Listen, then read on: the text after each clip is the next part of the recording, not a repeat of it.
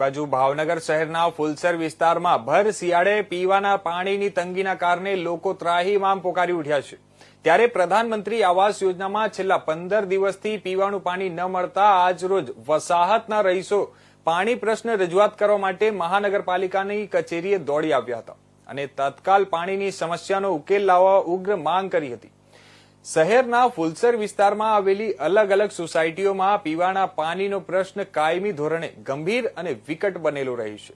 સંતોષી દાસ પ્રધાનમંત્રી આવાસ યોજના, મુખ્યમંત્રી આવાસ યોજના સહિત ગામ તળના એરિયામાં પીવાનું પાણી નહિવત અગર લો પ્રેશરથી મળતું હોવાના ફરિયાદો વર્ષો જૂની છે।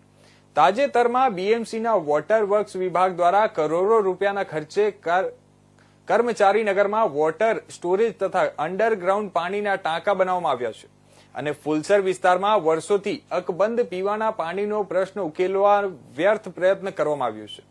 લાખો કરોડોના ખર્ચ કરવા છતાં સમસ્યા એ જ અને હદે આજે પણ વિકરાળ છે। જે કરોડોનું કરેલો ખર્ચ પાણીમાં ગયો હોય તેવું લાગી રહ્યું છે।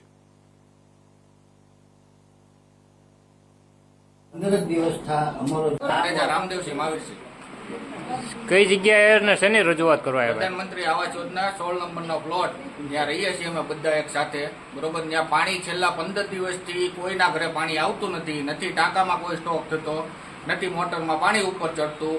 એની હિસાબે બધા પબ્લિક હેરાન થાય છે, બરોબર। નથી ઉપપ્રમુખ જવાબ દેતા, નથી પ્રમુખ જવાબ દેતા, નથી ખજાનચી જવાબ દેતા। બધા ખજાનાનું ધ્યાન રાખવા બેઠા છે એવો જવાબ આપે છે, બરોબર। કોઈને જવાબદારી લેવી નથી।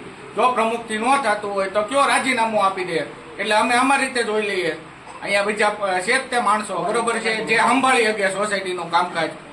આ કોઈને કોઈ જવાબ દેવો નથી તો હોદ્દેદારો જે બનાવી દીધા છે, હોદ્દેદારો જે બનાવ્યા છે એ રીતે કોઈ પબ્લિકના પૂછી નથી બનાવ્યા, મ્યુનિસિપાલિટી એની રીતે બનાવી નાખ્યા છે, બરોબર। એટલે અત્યારે કોઈ જવાબ દેવા રહેતો નથી। સોસાયટીમાં ઉપપ્રમુખ, પ્રમુખ કે ખજાનચી એકય વ્યક્તિ અહીંયા આપણે સોસાયટીમાં કોઈ રહેતું નથી, બરોબર। કોઈ રહેવા આવ્યું નથી, એટલે એ કોઈને કોઈ પ્રોબ્લેમ નથી, એટલે કોઈ જવાબ આપતું નથી।